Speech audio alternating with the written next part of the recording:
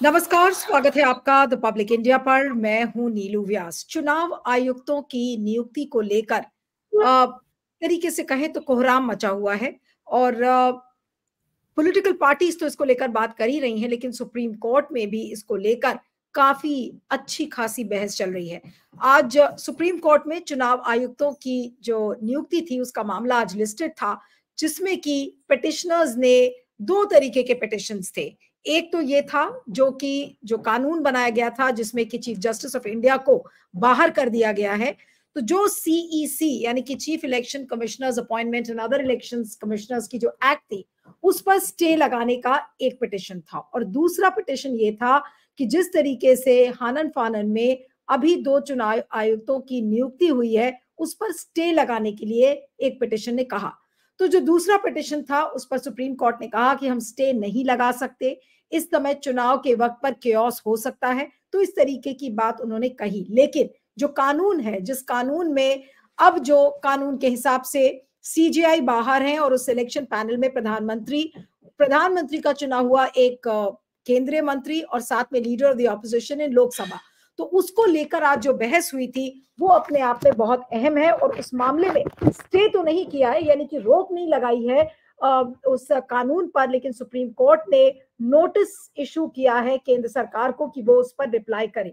अब जो बहस हुई थी, विकास सिंह ने बहस को शुरू किया और उसमें उन्होंने अनूप बर्नवाल का जो जजमेंट था उसको उन्होंने हाईलाइट किया कि जिसमें कि राष्ट्रपति अपॉइंट करते थे चीफ इलेक्शन कमिश्नर्स को on the basis of a committee जिसमें कि सीजीआई होते थे और प्रधानमंत्री और लीडर ऑफ द ऑपोजिशन। और 2023 एक्ट जो नया कानून था वो उसको रिप्लेस कर देता है सीजीआई को एक यूनियन मंत्री से। तो पिटिशनर्स ने कहा, जो विकास सिंह का ये मानना था, जो लॉयर थे पिटिशनर्स के, उन्होंने ये कहा कि इससे अनड्यू एग्जीक्यूटिव इन्फ्लुएंस चुनाव आयुक्तों की नियुक्ति पर होता है। उसके बाद प्रशांत भूषण ने कहा कि ये जो एप्लीकेशन लगाई गई थी और जिस तरीके से हानन फानन में जो दो चुनाव आयुक्तों की नियुक्ति की गई उससे ऐसा लगता था कि जो पूरी ये जो दूसरी एप्लीकेशन थी उसको नलिफाई कर दिया जाए, उस मंशे से इस एप्लीकेशन को फाइल किया गया। जस्टिस खन्ना का ये कहना था कि अब चुनाव आयुक्तों की नियुक्ति हो चुकी है, इलेक्शन सिर पर है, इसलिए हम स्टे नहीं लगाएंगे और कोई एलिगेशन इन चुनाव आयुक्तों के खिलाफ नहीं है, ये भी कहा था। उस पर प्रशांत भूषण ने कहा कि हमें जरूरत है एक इंडिपेंडेंट चुनाव आयोग की। उसके बाद गोपाल शंकर नारायणन जो कि तीसरे वकील इसमें थे, उन्होंने भी वही अनड्यू एग्जीक्यूटिव इन्फ्लुएंस की बात कही, लेकिन जो संजय पारिक जो एडवोकेट थे उन्होंने जो बात कही उस पर नोटिस सर्व हुआ है केंद्र सरकार को। संजय पारिक ने क्या कहा, संजय पारिक को मैं कोट करती हूं, उन्होंने कहा कि CEC act 2023 will put an end to the democratic process in the country। बहुत बड़ी बात उन्होंने कही संजय पारिक ने। उन्होंने कहा कि जो लोकतांत्रिक व्यवस्था है उसका अंत करती है एक तरीके से ये जो कानून बनाया गया है सीसी को अपॉइंट करने का। तो दो चीजें इस बेंच ने उस पर संज्ञान लिया। उन्होंने कहा कि एक कि ये एक्ट जो कि सीसी के नियुक्ति का है वो कितना संवैधानिक है उसको लेकर एक इशू है, और दूसरा प्रोसीजर को लेकर है। तो प्रोसीजर पर जो जस्टिस दीपांकर दत्ता ने कहा कि पीपल्स ऑफ रिप्रेजेंटेशन एक्ट संविधान के बाद सबसे बड़ा कानून है और इसको हल्के में नहीं लिया जाना चाहिए। उन्होंने तुषार मेहता जो कि सोलिसिटर जनरल थे, उन्होंने कहा कि आप थोड़ा सा स्लो भी चल सकते थे, सिस्टम को और पारदर्शी बना सकते थे। दो लोगों की नियुक्ति के लिए आपने 2 घंटे में 200 नाम दे दिए, तो उसको लेकर एक कड़ी टिप्पणी थी। लेकिन जो संजय पारिक ने कहा कि इस कानून ने लोकतांत्रिक प्रक्रिया का अंत किया है, तो उस प्ली पर आज सुप्रीम कोर्ट ने नोटिस इशू किया है और ये मामला अब 6 हफ्ते बाद लिस्टेड है। लेकिन कुल मिलाकर जो चुनाव आयोग में की जो इंडिपेंडेंस है, चुनाव आयुक्तों की नियुक्ति को लेकर ऐसा लग रहा है कि सुप्रीम कोर्ट धीरे चलेगा। इलेक्शन को लेकर थोड़ा सा कॉशियस हुआ है कि इलेक्शन सिर पर है और केओस हो सकता है, लेकिन तलवार सरकार के ऊपर अभी भी लटकी हुई है, क्योंकि अब इसकी संवैधानिकता, कितना संवैधानिक है ये कानून, उस पर जब बहस होगी तो हो सकता है कि कुछ महीने बाद ही सही, लेकिन इसमें कड़ी कोई प्रतिक्रिया कोर्ट की तरफ से आ सकती है, कोई बड़ा फैसला आ सकता है। इसी पर हम आज बातचीत करेंगे। हमारे साथ 3 वरिष्ठ मेहमान हैं। हमारे साथ प्रोफेसर अखिल स्वामी हैं जो कि राजनीतिक विश्लेषक के साथ साथ इकोनॉमिस्ट भी हैं। आपका बहुत-बहुत स्वागत है। गिरीश जोशी जी, जो कि वरिष्ठ पत्रकार, संपादक और पॉलिटिकल कमेंटेटर हमारे साथ हैं, आपका भी स्वागत है। और अनिल सिन्हा जी, वरिष्ठ पत्रकार, पॉलिटिकल कमेंटेटर, आपका भी बहुत-बहुत स्वागत है। आज की चर्चा मैं अनिल सिन्हा से ही शुरू करती हूँ कि अनिल जी, आज की जो ये प्रक्रिया है, स्टे तो नहीं लगाई उन्होंने चुनाव आयुक्तों की नियुक्ति पर जिस तरीके से नोटिस दिया है केंद्र सरकार को, उस पर क्या कहेंगे कि क्या अब ये कानून को सेट असाइड कर सकता है सुप्रीम कोर्ट, जो चुनाव आयोग की नियुक्ति है? देखिए, एक तो मुझको लग रहा है क्या कि सुप्रीम कोर्ट का ये जजमेंट, जिस तरह से उन्होंने कहा कि अपॉइंटमेंट में क्या जल्दी थी, और जिस तरह से आपने प्रोसीड्यूर फॉलो किया, 6 के बदले 10 नाम क्यों नहीं दिया, और 200 नाम जो है 2 घंटे के अंदर जो है तय करना था, तो उसमें से सेलेक्ट करना था, तो वो तो क्वेश्चन किया, लेकिन वो मोटिव जो उनका इंटेंशन था गवर्नमेंट का, उसमें अंत तक गए नहीं गए, मतलब अदालत नहीं गई। ये थोड़ा सा हमको लग रहा है क्या कि ये निश्चित तौर पर आगे संभावना है क्या कि वो जो अनूप बर्णवाल में जो दिया था वहां सुप्रीम कोर्ट जाए, लेकिन ये तब तक लेट हो चुका होगा ना। मतलब हमको सुप्रीम कोर्ट में जो अर्जेंसी कान, देखिए कई बार ऐसा होता है कि आपका वो खुद ही कहा, उसी प्रोसीडिंग में उन्होंने कहा कि न्याय करते हुए भी दिखना चाहिए। बिल्कुल। तो ये जो है उसके बाद भी न्याय करते हुए इसमें हमको लग नहीं रहा है क्या कि कहीं न कहीं मतलब कि जो सुप्रीम कोर्ट में अभी तक होता रहा है कि मतलब वो कमेंट करेगा, स्ट्रिक्चर्स भी दिए हैं, लेकिन जजमेंट जो है वो ऑपरेटिव जो उसका पार्ट होगा वो गवर्नमेंट के खिलाफ नहीं होगा। स्टे लगाना अभी बहुत जरूरी था। और वो जो है आप देखिए कि स्ट्रिक्चर्स वगैरह किस पे काम करता है। कोई भी सेंसिटिव गवर्नमेंट होती है जो आमादा है कि कानून तोड़ने के लिए, डेमोक्रेसी खत्म करने के लिए, तो ये जो अर्जेंसी है इसको सुप्रीम कोर्ट ने नजरअंदाज किया, ऐसा मुझको लगता है, जो कि लोगों ने कहा भी। लेकिन उनका एक दायरा है लीगल बोलने वालों को, हम लोगों को तो कोई लीगल दायरा का सवाल नहीं। हम लोग तो जो डेमोक्रेटिक जो फ्रेमवर्क है उसका ना, जिस पर कि उन्होंने रेस्पॉन्ड किया, जब पारेख ने कहा, संजय पारेख ने, कि ये जो है डेमोक्रेसी को खत्म करने वाला है, तो फिर उस पर उन्होंने नोटिस भेजा। लेकिन डेमोक्रेसी को खत्म करने का जो ये अभियान है वो अभी चालू है, ये नहीं हुए कोर्ट नहीं संज्ञान ले रही है ना। इससे वो सहमति हुई उसकी कि ये बात है, इसमें दम है। मतलब वो, और वो प्रोसीजर पर भी जिस तरह का कमेंट्स किए जस्टिस ने उस या बेंच ने, तो उससे ये लगता है क्या कि उसको इनका जो काम चल रहा है, प्रहार है, उसको समझ रहे हैं वो। लेकिन उसके बाद भी उन्होंने उस पर एक्शन नहीं लिया। तो मैं कहूँगा इसको, मतलब कि एक तरह से कहीं ना कहीं उन्होंने मतलब लैकिंग जिसको आप कहते हैं कि वो इसमें चूक गए। उनको पता नहीं है कि 4 जून में अगर ये सरकार आ गई तो इसकी नौबत नहीं आएगी वो सेट असाइड करें या ना करें। अरे आपका बकायदा आपका जजमेंट है, उसके खिलाफ एक कानून ले आए और आनंद फानंद में उसको कैसे पास हुआ आप देख रही हैं कि 145 जो है लोग जो है वो संसद से बाहर थे, और उसके बाद जो है उनका उसी में हुआ ना ये, जिसमें कि मास स्केल।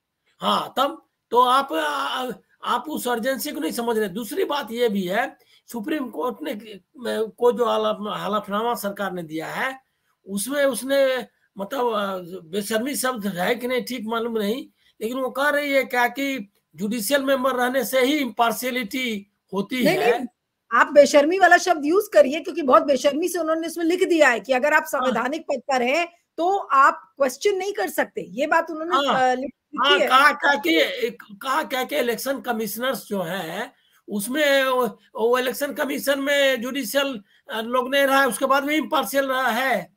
तो इम्पार्शियलिटी को आप जुडिशियल के मतलब कहने का है कि आपके हो जाने से इम्पार्शियलिटी नहीं होती है। ये चैलेंज कर रहा है कोर्ट को डायरेक्ट, बिल्कुल। लेकिन उस पर भी उन्होंने नहीं किया। तो मुझको लग रहा है कि संजीव खन्ना के जजमेंट को हम वैसे ही जजमेंट कर ले सकते हैं, जो जजमेंट लगातार जो है जस्टिस सब संजीव खन्ना और दीपंकर दत्ता का जो बेंच है, उसने जो आज मतलब स्टे लगाने से जो मना किया, उसमें मैं वही देखता हूं कि जो वो लगातार अभी तक सुप्रीम कोर्ट इलेक्टोरल बॉन्ड को छोड़ दीजिए, इसके अलावा जो काम करता रहा है वही सुप्रीम कोर्ट ने किया है। जी, मैं अब गिरीश जी के पास आऊंगी कि गिरीश जी, इलेक्टोरल बॉन्ड में एक बड़ा फैसला देने के बाद और ये कहा जा रहा है कि बहुत कड़ा रुख कोर्ट ने अपना लिया है केंद्र सरकार के खिलाफ, तो क्या अब किसी तरीके से अब सुप्रीम कोर्ट ये सोच रही है कि अब थोड़ा सा हल्का हाथ रखो या अब धीरे धीरे चलो, सब कुछ क्योस नहीं किया जा सकता? जो बात आज संजीव खन्ना ने कही कि भाई इलेक्शन सिर पर है और अगर हम स्टे लगा देंगे, उन्होंने एक तरीके से हिंट किया कि हम अगर स्टे लगाएंगे तो ये पूरी एक्सरसाइज क्योटिक हो जाएगी। And I am going to quote what exactly what he said that now the election commissioners have been appointed, elections are on the corner, question of balance of convenience and there is no allegation against the persons who are appointed. ये बात उन्होंने कही थी, and there should be no chaos. ये बात संजीव खन्ना ने कही, justice Sanjeev Khanna ने। जी गिरीश जी। नीलू जी, उन्होंने स्टे क्यों नहीं दिया उसका वो जजमेंट स्टेटमेंट में ही उन्होंने बता दिया है कि देयर वाज नो एलिगेशंस। आप किसी के रिक्रूटमेंट पर जाके बोल दो कि ये गलत है, the court does not go by sentiments और बाय मीडिया ट्रायल्स, पहली बात। और एक आप समझ लीजिएगा, पुलिस स्टेशन में जो आदमी बार बार जाता है उसका नाम और नंबर लिख के उसको रेगुलर ऑफेंडर कहा जाता है। अब ये गवर्नमेंट रेगुलर ऑफेंडर तो 2014 से है जुडिशरी में, 99th अमेंडमेंट जो इन्होंने 2014 में किया, जिसमें दे एस्टैब्लिश नेशनल जुडिशियल कमीशन। वो नेशनल जुडिशियल कमीशन में इनका पूरी नियति ये थी कि वो जुडिशरी को अपने हाथ में ले ले। उसमें लॉ मिनिस्टर भी था, 2 एमिनेंट पर्सनालिटी भी थी। एमिनेंट पर्सनालिटी इनके पास कैसी कैसी है वो हम जानते हैं। तो सुप्रीम कोर्ट ने तो उसी वक्त इनकी नियत तो बांट ली थी और इसीलिए उसको अनकॉन्स्टिट्यूशनल 2015 में डिक्लेयर करके उसको खत्म कर दिया। और अभी जो ये हम बता रहे हैं कि हम सोच रहे हैं कि ये बिल्कुल एंटी, वो नहीं है, क्योंकि एक बात देखिए, legally they have not substantiated any offence against them. अगर वो कहीं पर इन्वॉल्व है, आप खाली मीडिया ट्रायल दें कि भाई वो राम मंदिर के साथ कनेक्टेड थे या फार्म, तो that doesn't substantiate and something against them. और अभी आप समझ लीजिएगा कि कोर्ट को सब एंगल से देखना पड़ता है। अगर आप स्टे दे देते हो और खुदा न खास्ता अगर सीजीआई को कोरोना हो गया या और कुछ एक्सीडेंट हो गया और वो चले गए तो क्या होगा? इनको और 6 महीने का एक्सटेंशन मिल सकता है? Are you going to send the ball in their court? वो नहीं हो सकता है। नहीं, तो और अभी सुप्रीम, गिरीश जी, आपने जो बात कही उससे तो ये लगता है कि जजेस अब डिफेंसिव हो गए हैं। और क्या ये नहीं, अपने प्रोस्पेक्ट्स की पड़ी हुई है कि भाई हमारा क्या होगा, और क्या जजेस में एक डिफेंसिव होने की एक जो प्रवृत्ति है वो नजर आ रही है? नहीं होगी। As a lawyer if I see, वो ऐसा नहीं होगा, क्योंकि उन्होंने आगे कोई चांस नहीं देना है। आप देखिएगा, आप उनकी सिस्टम ऑफ वर्किंग देखिए कि सारे जजमेंट्स पहले भी आ सकते थे बोर्ड पे, लेकिन जैसे ही इन्होंने ये सीजीआई को हटाने वाला बिल पास कर दिया, उनको कोई सुप्रीम कोर्ट ने दूसरी अपॉर्चुनिटी जब तक पार्लियामेंट शुरू थी कोई जजमेंट नहीं दिया, क्योंकि इमीडिएट वो जाके पार्लियामेंट में उस पर भी एक्ट लाते। तो they are also working smartly. हम उनको ऐसे अंडर एस्टिमेट नहीं कर सकते। मैं समझ सकता हूं कि सीजीआई और उसकी बेंच पे जो बैठे हुए आदमी, उनका नेचुरल लीगल आईक्यू हम सब लोगों से ज्यादा होगा। और ऐसा नहीं है, they have got many intelligence wing, उनके पास अपना खुद का पर्सनल विजिलेंस वगैरह जो होता है, कुछ सिंसियर ऑफिसर्स होते हैं, दे कीप द इनपुट देते रहते हैं उनको कि पब्लिक ओपिनियन क्या आ रहा है। आप देखिए, जब भी सीजीआई कोई प्रोग्राम में स्टेटमेंट करते हैं तो उसमें ज्यादातर सोशल मीडिया का जो रिएक्शन होता है उसको वो रिवील करते हैं। That means he is following everything. तो मैं ये समझ रहा हूं एज ए लीगल पर्सन के लॉ स्टूडेंट कि ये बिल्कुल अभी इन्होंने गलत, ये हेस्ट ही नहीं कर सकते। अगर इनको अभी डिस्क्वालीफाई करते हैं तो उसके बहुत सारी अपॉर्चुनिटीज ये खोल देते रूलिंग पार्टी को। और आपको पता है ये कितने बेशरम लोग हैं, ये कुछ भी कर सकते हैं। तो अगर एक वहां से सीजीआई, अगर सीईसी हट जाता है, देन एवरीथिंग इज कॉम्प्लिकेटेड, तो कुछ हो ही नहीं पाएगा। और बहुत पहले ही चीफ जस्टिस चंद्रचूड़ साहब ने बोल दिया था कि जिसको जो भी एक्शन लेना है ले, if it is not with in the legal framework I will jump in. तो ये अगर दोनों इलेक्शन कमिश्नर, इसमें कोई चीफ जैसा नहीं होता है, तीनों के पावर सेम है। अगर तीनों में से किसी ने भी गलती करी तो उनका कान पकड़ने के पावर सीजीआई के पास है, that time we can go. ये एप्लीकेशन में यही कमजोरी रह गई कि आपने उनके सामने कोई एलिगेशन अगर इनिशिएट किए होते तो immediate I think they would do. अब क्या होगा, प्रोसीजर पे आर्ग्यूमेंट होगा कि आपको इतनी सब गाय क्या थी, आपने ऑपोजिशन को 10 मिनट पहले पूरा लिस्ट दिया, तो बाकी लोग जो थे उनका डिस्क्वालिफिकेशन का एक डिसेंट नोट होता है, ऐसे वर्बली आप नहीं बोल सकते हो। तो उनका डिसेंट नोट बनाए कि why this rest of the 10 are not qualifying, उनमें क्या लेकुना है। ये सब नहीं हुआ है तो प्रोसीजर पे आर्ग्यूमेंट होगा, then this will be reverted. मैं ऐसा मान रहा हूं लीगल परव्यू में। जी, तो ये तो प्रोसीजर की बात रही, लेकिन प्रोफेसर अखिल स्वामी, जो कॉन्स्टिट्यूशनलिटी की बात है, इस पूरे कानून कि ये कितना कॉन्स्टिट्यूशनल है, जब इस पर बहस होगी तो आपको नहीं लगता कि जब इस पर बहस शुरू होगी तो वाकई में सरकार से बड़े तीखे और कड़े सवाल पूछे जाएंगे? क्योंकि ये जाहिर सी बात है कि at the end of the day everybody is looking at an election commission which should be independent, और अगर वो इलेक्शन कमीशन इंडिपेंडेंट नहीं है, जो कि बिल्कुल प्राइमा फेसी लगता है कि अगर प्रधानमंत्री का चुनाव हुआ एक मंत्री और तीसरा व्यक्ति है एलओपी ऑफ द लोकसभा, तो वो चुनाव आयोग कैसे इंडिपेंडेंट होगा? तो क्या इस एक्ट को सुप्रीम कोर्ट, अभी ठीक है थोड़ा टाइम लेगा, लेकिन जब भी इस पर बहस शुरू होगी अंत में आकर इस कानून को सेट असाइड किया जाएगा? क्या इस दिशा में अब आज ये चीजें चल पड़ी हैं? देखिए नीलू जी, ये आपका सोचना है कि जो चुनाव आयोग है उसको इंडिपेंडेंट होना चाहिए। बहुत सारे ऐसे लोग हैं जिनको लगता है कि इंडिपेंडेंट होने की कोई आवश्यकता नहीं है, क्योंकि उनके पास 303 सीटें हैं, इसलिए जो चाहे वो कर सकते हैं, किसी को प्रश्न नहीं उठाना चाहिए। कोर्ट को स्टे देना चाहिए था, मैं इससे सहमत नहीं हूं। कोर्ट को स्टे देने की कोई आवश्यकता नहीं थी। देखिए, हम ये मानते हैं, हम लोग बोर्ड ऑफ डायरेक्टर्स में भी अगर किसी को अपॉइंट करते हैं किसी कंपनी के, कन्फ्लिक्ट ऑफ इंटरेस्ट की बात करते हैं। अगर मान लीजिए कोई सीमेंट की कंपनी किसी फाइनेंशियल इंस्टीट्यूशन के बोर्ड में उसका चेयरमैन बैठता है, इसका मतलब यह है अगर वो डायरेक्टर है तो कोशिश करेगा उसकी कंपनी का सीमेंट बिके और दूसरी कंपनी का न बिके। यह है कन्फ्लिक्ट ऑफ इंटरेस्ट। अब शुचिता की बात करना 2014 के बाद ठीक है या नहीं, मुझे नहीं पता। देखिए, यह भी कहा जाता है, अगर एक नॉर्मल सेंस की बात की जाए, डॉक्टर भी जब अपनी पत्नी या बेटे का ऑपरेशन करता है तो खुद नहीं करता। वो खुद इसलिए नहीं करता है क्योंकि उसके इमोशंस इन्वॉल्व होते हैं। जब वो बेटे का ऑपरेशन करेगा तो वो एक डॉक्टर की तरह नहीं, एक पिता की तरह ऑपरेट करेगा, और उस समय जो उससे एक्सपेक्ट किया जाता है, इसलिए वो कहता है दूसरा डॉक्टर करे, मेरे इमोशंस ओवर पावर कर जाएंगे, मैं ऑपरेशन नहीं कर पाऊंगा। तो ये तो होता है कि खुद आप विड्रॉ करें अपने को। लेकिन जो सुप्रीम कोर्ट ने कर दिया है, मेरे ख्याल से वो उचित है। उचित ये है, जैसे मोहन प्राचार्य ने कई यूट्यूब प्रोग्राम्स में ये कहा, एक भी अगर वोटर का वोट काटा गया तो उसमें 2 साल की सजा है। अगर 50 वोट काटे गए तो उसमें 100 साल की सजा है। मतलब एक वोट पे 2 साल की सजा है, और ये वो होती जाएगी कैलकुलेट, और उसे जोड़ते चले जाएंगे। इसका मतलब ये है, अगर विपक्ष को समझता है और इसकी तकनीकी काट को समझ, हर जगह क्यों चाहते हैं सुप्रीम कोर्ट इंटरवीन करे?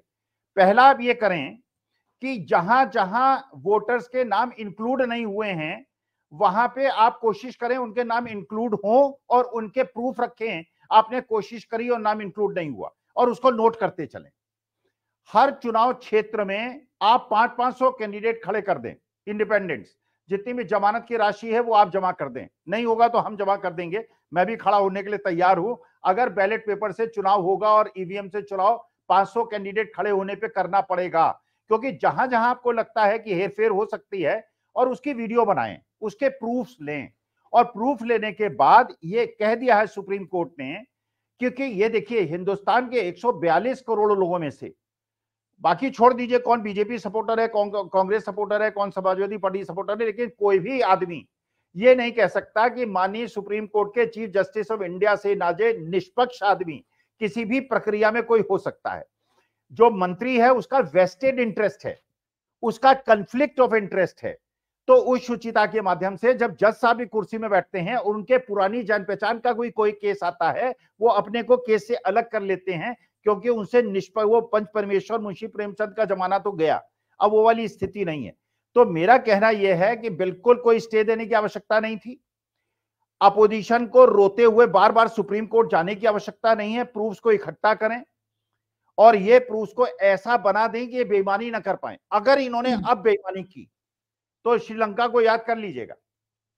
बिल्कुल, श्रीलंका में प्रेसिडेंट हाउस में जाके लोगों ने सुप्रीम कोर्ट में स्नान किया था। बिल्कुल बिल्कुल, वो तस्वीरें सबको, हाँ आप वो तस्वीरें सबको याद है कि क्या हुआ था कोलंबो में। लेकिन अभी जब हम बात कर रहे हैं तो ब्रेकिंग न्यूज आ रही है, और दर्शकों को बता दें, क्योंकि चुनाव आयोग को ही हम डिस्कस कर रहे हैं, चुनाव आयोग की इंडिपेंडेंस को, उसकी निष्पक्षता पर लगातार सवाल खड़े हो रहे हैं। तो जो ब्रेकिंग न्यूज है कि इलेक्शन कमीशन ने ministry of electronics and IT को विकसित भारत मैसेजिंग ऐप जो करोड़ों लोगों को जो मैसेज गया था प्रधानमंत्री नरेंद्र मोदी का, जो खुला चिट्ठी गई थी, उस पर रोक लगाने के लिए कहा है। मैं एग्जैक्टली पढ़ देती हूँ। Election commission has directed the ministry of electronics and information technology to immediately halt the delivery of Viksit Bharat messaging over WhatsApp. Compliance report on the matter has been demanded immediately from the Ministry of Electronics and IT. Anil ji, अब इसका कोई फायदा है जब करोड़ों लोगों को ये मैसेज चला गया, केवल भारत में ही नहीं बल्कि देश के बाहर के नागरिकों को भी ये मैसेज पहुंचा है, तो अब जब 5 दिन बाद या 6 दिन बाद इस पर संज्ञान ले रहा है इलेक्शन कमीशन, तो इसका क्या फायदा है? क्या वो केवल खाली निष्पक्षता का दिखावा करने के लिए उसने ये आज इस मैसेज पर रोक लगा दी है? मैसेज तो सबको पहुंच गया। देखिए ये एकदम वही है कि उसके बाद मतलब कि इफेक्टिवली आप उनको कुछ नहीं करना है उनके खिलाफ। और मैं इनसे मतलब आपको इसमें तो ये जो विकसित भारत वाला है उसमें तो करोड़ों लोगों को दे दिया। पनिशमेंट होना चाहिए ना कि जो मतलब आप मॉडल कोड ऑफ कंडक्ट लागू हो जाने के बाद वो मैसेज कैसे जा रहा था। तो बाकी के बारे में तो बहुत ये क्या कहते हैं, चीफ इलेक्शन कमिश्नर ने आपने देखा होगा कितना भौएं उनकी तनी हुई थी, लेकिन दूसरे के बारे में तो कुछ नहीं। ये किस पर एक्शन लिया? अरे कैसे कर देगा मॉडल कोड ऑफ कंडक्ट। और आपको पता है कि ये जो चल रहा है कॉन्क्लेव सब चैनल्स पे, ये कौन सा लेवल प्लेइंग फील्ड है? और उसमें एकदम अनवेरिफाइड एंड टॉल क्लेम्स, झूठ बोल रहे हैं प्रधानमंत्री, सारा कुछ मतलब जितना बकवास है। और मैं आपको बताऊं कि उसके बाद से मैं देख रहा, मैंने बकायदा हिस्ट्री सर्च किया, जितनी योजनाएं हैं सबके नाम बदल करके किया, और उसका बोलता है अभी तक कुछ नहीं हो रहा था गरीबों के लिए। अरे गरीबी हटाओ का नारा 70s में दिया था इंदिरा गांधी ने। तो ये जो सारा कुछ उन्होंने कहा है ये सब सिर्फ दिखावे का है। इलेक्शन कमीशन पूरी तरह से उनके है। अभी तो प्रेस कॉन्फ्रेंस हुई राहुल गांधी की और सारे लोगों की, उसमें इनकम टैक्स उसका डिपार्टमेंट ने उनका फ्रीज कर लिया है और सारा अकाउंट, सॉरी वो चुनाव में जा रहा है। और इनकम टैक्स का मामला एक सिविल प्रोसीजर है, ठीक है, वो 2 महीने के बाद तुम अपना सेटल करो। लेकिन इलेक्शन के समय में बहुत ईमानदार बन गया है ये IT डिपार्टमेंट, और सबसे करप्ट डिपार्टमेंट है हिंदुस्तान का। और वो जो है सबको पता है, हम लोग तो बचपन से देखते आए हैं ये इनकम टैक्स डिपार्टमेंट के ऑफिसर्स को और उनके लोगों को। तो वो जो है डिपार्टमेंट एकाएक बन गया, वो कांग्रेस को ही ये कर रहा है। दूसरा है क्या कि अभी इलेक्टोरल बॉन्ड का पैसा जो है उस पर सुप्रीम कोर्ट भी चुप है। इलेक्टोरल बॉन्ड का पैसा इस्तेमाल कर रहा है, जब इलीगल मनी आपने कलेक्ट किया है तो सीज करो ना सबका पैसा। जब देखिए PMLA में तय भी मतलब सिद्ध भी नहीं होता है, उसके पहले वो संपत्ति आपका सीज कर सकते हैं। आप देख रहे हैं ना, मतलब कोर्ट में केस चालू है, उसने मुकदमा दायर किया, लेकिन संपत्ति आप पहले सीज कर सकते हैं। और ये इलेक्टोरल बॉन्ड में तो हो गया कि इलेक्टोरल बॉन्ड जो है वो इलीगल मनी था। इलीगल मनी है, तुरंत रोक लगाओ जो भी है। मतलब उसमें अपोजिशन पार्टीज भी हैं, कहीं देखिए रूल ऑफ लॉ की बात कर रहे हैं ये, लेकिन इनके भी हाथ जो है ना, एक्स्ट्रा ऑर्डिनरी सिचुएशन है जबकि संसद का इस्तेमाल, उसकी मेजोरिटी का इस्तेमाल एक बकायदा जजमेंट में दिया हुआ है। पहले भी तो CBI के केसेस में जजमेंट दिया हुआ था कि उसको कैसे ट्रांसपेरेंट बनाना है, और उसमें जो है चीफ जस्टिस और इसको CBI के अपॉइंटमेंट में डायरेक्टर में है ना, तो उसको माना ना पहले की गवर्नमेंट ने, लेकिन इस गवर्नमेंट ने नहीं माना। ये फर्क नहीं समझ में आ रहा है उनको। तो ये देखिए, मैं आपको कहूंगा कि सब जो है अपना हाथ बचाए, वो एकदम मैं आपसे सहमत हूं, सब अपना देह बचाने के चक्कर में है, लेकिन पता नहीं है कि देह बचने की गुंजाइश बहुत कम है ये इलेक्शंस के बाद, और ये देह बचा नहीं पाएंगे। आपके सामने में आपका ये कर, आप देखिए कि यही कॉलेज, आप जरा हिस्ट्री ले लीजिए, ये कॉलेजियम, ये बात हुई जुडिशियल अपॉइंटमेंट की, जुडिशियल कमीशन की। पहले तो गवर्नमेंट ही अपॉइंटमेंट करती थी ना जजेज की, उसके बाद सरकार ने ये क्या कहते हैं, सुप्रीम कोर्ट ने कॉलेजियम बनाया, माना उसको चेंज तो नहीं किया। फिर उसके बाद ये जुडिशियल कमीशन लाया, उनको करना पड़ा, इसको रोकना पड़ा। लेकिन आप जब ये कर सकते हैं तो आपको यही, जैसे आप इंस्टीट्यूशन है उसी तरह इलेक्शन कमीशन जो है वो एक इंस्टीट्यूशन है कॉन्स्टिट्यूशनल, उसका इंडिपेंडेंस, और उसमें बोला हुआ है कि कॉन्स्टिट्यूशन के बाद सबसे इंपॉर्टेंट है रिप्रेजेंटेशन ऑफ पीपल। हाँ, रिप्रेजेंटेशन ऑफ पीपुल्स एक्ट जो है, उन्होंने कहा कि ये सबसे ज्यादा कॉन्स्टिट्यूशन के बाद सबसे इंपॉर्टेंट है। तो आप जब इतना इंपॉर्टेंट इसको समझ रहे हैं तो इसको प्रोटेक्ट करने के लिए आपके पास प्रोसीडियर पर आप देखेंगे, आप प्रोसीडियर में भी पूछा है, उसका जवाब नहीं दे पाई है। उसने पूछा कि 5 लोगों का नाम आपने तय किया था एक जब अपॉइंटमेंट था, और फिर सिर्फ एक नाम बढ़ाया और 2 लोगों का अपॉइंटमेंट 6 की लिस्ट से कर दिया। जब आप 5 लोगों का नाम लेते हैं एक के लिए, तो फिर आपको कायदे से जब 2 की जरूरत है तो 10 नाम आपको करना चाहिए था रिकमेंड। तो आपने 10 नाम नहीं लिए, 6 नाम में 2 बना दिए। तो ये कैसे पूछा? 2 आवर्स में आप कह रहे हैं। तो ये सारे सवाल आपको उठ रहे हैं, तो इसका जवाब भी आपको चाहिए ना। और वो जवाब, अच्छा वो प्रोसीजर, उसमें उन्होंने कहा मेरे सामने प्रोसीजर है। तो प्रोसीजर जब सामने है, आप देख रहे हैं, तो आप कम से कम ये कर सकते थे। ये कोई एक्सक्यूज नहीं है कि वो आदमी जो बहाल किया गया है, अगर वो गलत, वो सही है गलत, सही आदमी अगर गलत प्रोसीजर से या जो प्रोसीजर स्टैंडर्ड प्रोसीजर है उससे अगर नहीं किया गया तो उसका अपॉइंटमेंट कैंसिल होना चाहिए ना। हमको अगर राष्ट्रपति बना दे कोई, और हम तो कोई, हमारे पास कोई ये नहीं है, लेकिन पूछेगा ना भाई कि क्यों इसको बनाया। तो आखिरकार मतलब ये कोई ये तर्क नहीं है। मतलब ये एकदम, मैं एकदम सहमत नहीं हूँ गिरीश जी से कि माफ करिएगा, मैं इससे सहमत नहीं हूँ। अरे वो हम बहुत ईमानदार आदमी है, वो हम इसको कहाँ कर, उन लोगों ने कहा भी नहीं किसी ने कि इनका, वो जो कहा बाकी उसको जाने दीजिए। लेकिन ये इशू नहीं है, क्योंकि आपका सवाल ये उठता है, नहीं आपका वो व्यू है, ठीक है, लेकिन जो बात अब गिरीश जी मैं जो आपसे पूछना चाह रही हूँ कि जिस तरीके से अब हर इंस्टीट्यूशन की इंडिपेंडेंस, हर इंस्टीट्यूशन के विजडम पर सवाल खड़ा हो रहा है कि भाई ऐसा लग रहा है कि सारे इंस्टीट्यूशंस सरकार की ओर नतमस्तक से दिख रहे हैं, या फिर वो बैलेंसिंग एक्ट में लग गए हैं। अब इसको कैसे आका जाए कि सही क्या है? क्या जुडिशरी सही है? क्या चुनाव आयोग सही है? चुनाव आयोग को तो बेशर्मी से सरकार डिफेंड कर रही है कि कल उनका एफिडेविट था, कल हम लोग बात भी इस पे कर रहे थे कि किस बेशर्मी से उन्होंने एफिडेविट दे दिया। सुप्रीम कोर्ट को डायरेक्ट चुनौती सरकार दे रही है एक एफिडेविट के जरिए, लेकिन सुप्रीम कोर्ट आज क्या कर रहा है, उसने स्टे नहीं लगाया। तो लोग सवाल तो करेंगे ही ना कि आज सुप्रीम कोर्ट में क्या हो रहा है। और चुनाव आयोग की जो बातें आज जो जस्टिस संजीव खन्ना ने कही कि भाई they have already been appointed, there are no questions about the election commissioners, ये बात लेकिन किसी को हजम नहीं हो रही है। आज क्या एक ड्रास्टिक स्टेप सुप्रीम कोर्ट को इसमें नहीं लेना चाहिए था? सुप्रीम कोर्ट एक तरफ ये कहता है कि after the constitution peoples of representations act is the biggest law in the country, लेकिन at the same time it can not put stay on the appointment process of the election commissioners. तो ये 2 तरीके की बातें ये समझ में नहीं आ रही है। तो ये इसको आप ढुलमुल रवैया कहेंगे या ये कहेंगे कि सुप्रीम कोर्ट बीच बचाव में लग गया है? इसको कैसे देखेंगे आप?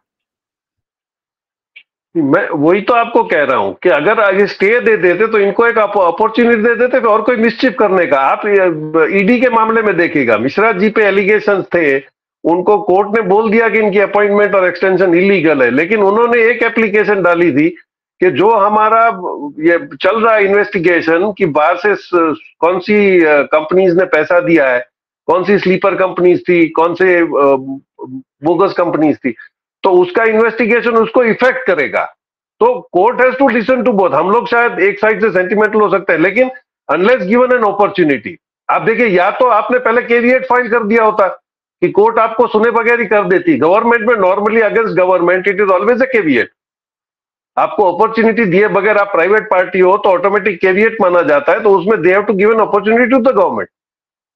तो ये होगा कि अभी जब ये केस चलेगा तब सारा पछड़ा खुलेगा। तो हम अगर एक एक केस पे उनकी इंटेग्रिटी पे जंप करना शुरू करेंगे तो that is our, I think, timidness. ऐसा नहीं हो पाएगा।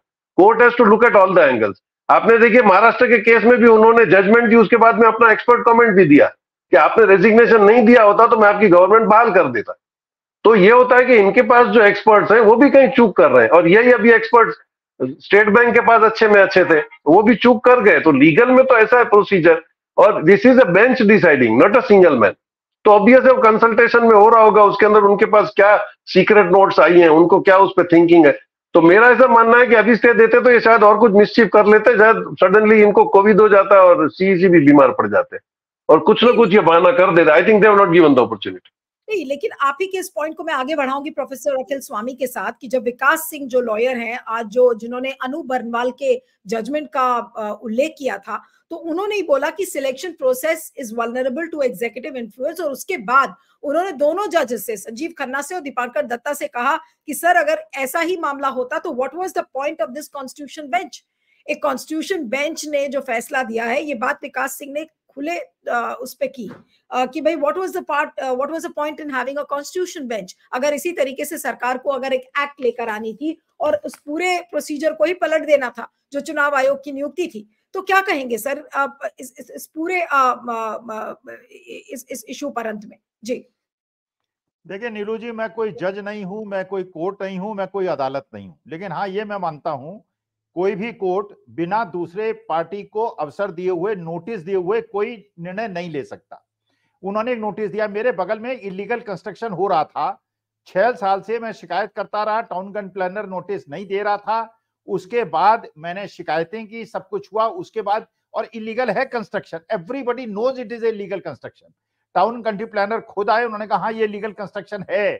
6 साल से मैं कोर्ट में केस लड़ रहा हूं, अपॉर्चुनिटी नहीं मिल रही है और ये प्रूव नहीं हो पा रहा है, क्योंकि प्रूव्ड है कि वो इलीगल कंस्ट्रक्शन है, लेकिन वो कोर्ट से जाके उसने रेस्ट्रेंट ऑर्डर ले रखा है। देखिए कोर्ट में और हम लोगों के विवेक में थोड़ा सा अंतर है। जो गिरीश जी कह रहे हैं वो बिल्कुल सही बात है। कोर्ट इस तरह से अगर निर्णय लेने लगे तो इसका मतलब यह है अब दूसरे पक्ष को सुनने के लिए तैयार नहीं है। अब मौका आपके पास ये है, प्रूफ्स को इकट्ठा कीजिए। ये दोनों चुनाव अधिकारी अगर कोई गलत काम करते हैं और किसी के गलत काम में निर्लिप्त रहते हैं, उसके बाद चुनाव जीते हैं हारे अलग मुद्दा है। इन लोगों के ऊपर उसी प्रकार की कानूनी कार्रवाई, बहुत सारे आईएएस अफसर, सिविल सर्वेंट जो है वो जेल के अंदर 8-8, 10-10 साल रहे। प्रूफ्स को इकट्ठा कीजिए, कोर्ट पे ज्यादा उंगली मत उठाइए, क्योंकि कोर्ट से ये एक्सपेक्ट करना कि कानून को धता बताते हुए कल जाके खड़े हो जाएंगे कि साहब आप तो बायस्ड हैं, इसीलिए आपने जो है चुनावी बॉन्ड पे इस प्रकार का निर्णय दे दिया। अरे चुनावी बॉन्ड में निर्णय दिया, कानून सम्मत है, ये भी विवेक का मसला है, ये है प्रोपराइटी का मसला। प्रोपराइटी का मसला कोर्ट नहीं देखता है, कोर्ट का मतलब होता है कानून। उन्होंने नोटिस दिया है, नोटिस देने के बाद इतना तो कम से कम सावधान हो जाना चाहिए चुनाव आयोग को कि आप कोई गलती अगर करेगा तो जनता, अगर सत्ता बदल गई तो क्या होगा। अभी आप मान के चल रही है सत्ता नहीं बदल रही है, पप्पू यादव चेंज कर गए, उधर जो आपके ईश्वरप्पा है उन्होंने रिजाइन कर दिया, सदानंद गौड़ा ने रिजाइन कर दिया, इधर ब्रजेंद्र सिंह ने चेंज कर लिया, उधर राहुल कस्बा ने रिजाइन चेंज कर लिया। अब ये क्या इसकी मान लिया आपने कि ये गवर्नमेंट दोबारा आ रही है? अगर इंडिया गवर्नमेंट आ गई, सारी बेईमानी के बावजूद अगर इंडिया गवर्नमेंट आ गई, उसके बाद ये चुनाव आयुक्त जो है ये प्रोसिक्यूट हो रहे, अगर कोर्ट इतने ज्यादा बायस्ड हो गए हैं सत्ता पक्ष के साथ, तो इंडिया गवर्नमेंट आने के बाद इनको सड़क पे नहीं आना पड़ेगा क्या? देखिए असली मुद्दा यह है कि ये उनके इंटरेस्ट में है कि वो न्यायप्रिय बने। अगर ज्यादा नंगा नाच करेंगे तो श्रीलंका में हम लोगों ने देखा है किस प्रकार से जनता जब जागृत होती है प्रेसिडेंट हाउस में जाके नहाती है और स्विमिंग पूल पे नहाती है। तो ऐसा नहीं है कि जो यहाँ पे हिंदुस्तान में उनसे कमजोर लोकतंत्र है। हम जनता हैं, हम सिंहासन खाली करा लेंगे, केवल विपक्ष को जागरूक होने की आवश्यकता है। नहीं, और एक चीज मैं भी ऐड करूं कि कल डीएमके ने अपना एक मैनिफेस्टो जारी किया था और उस मैनिफेस्टो में केंद्र सरकार के अधीन जो भी चीजें थी सब उन्होंने कहा कि वो निरस्त करेंगे। और उससे एक झलक मिलती है कि अगर इंडिया गठबंधन की सरकार केंद्र में बन गई तो गवर्नर्स का अपॉइंटमेंट वो चीफ मिनिस्टर के कंसल्टेशन पे होगा, सीएए को पलट देगी इंडिया अलायंस, यूसीसी नहीं रहेगा, नीट को अबॉलिश किया जाएगा, तमाम चीजें हैं उस मैनिफेस्टो में, उससे एक झलक मिलती है। तो क्या पता कि ये जो चुनाव आयुक्तों की नियुक्ति को लेकर अगर शब्द का उपयोग मत कीजिए, अगर शब्द का उपयोग मत कीजिए, इससे लैक ऑफ कॉन्फिडेंस दिखता है। नहीं, मैं ये कह रही हूँ उम्मीद अगर होती है और अगर इंडिया अलायंस आती है तो मैं ये कह रही हूँ आएगी क्यों नहीं। देश में लोकतंत्र बचेगा, सद्भाव बचेगा, समभाव बचेगा, देश के अंदर आपसी प्यार मोहब्बत रहेगी, मोहब्बत जीतेगी, नफरत हारेगी। समर्थन करता हूँ। चलिए अखिल का उपयोग मत किया कीजिए। सब आपका समर्थन कर रहे हैं, हम भी आपका समर्थन कर रहे हैं। भगवान करे लोकतंत्र देश का बचा रहे, इंडिया अलायंस की ही सरकार बने। लेकिन जो कल डीएमके का मैनिफेस्टो था, जो बात मैं कह रही थी कि उससे एक झलक मिलती है कि इंडिया अलायंस की अगर सरकार आएगी तो वो क्या-क्या करेंगे। तो क्या पता कि चुनाव आयोग की का जो नियुक्ति का जो कानून है चुनाव आयुक्तों का, वो भी निरस्त कर दे। अभी हालांकि उन्होंने बहुत क्लियरली नहीं कहा है, लेकिन ये बात हो सकती है। आप तीनों का बहुत-बहुत शुक्रिया, Girish Joshi ji, professor Swami, Anil ji, thank you so much for joining.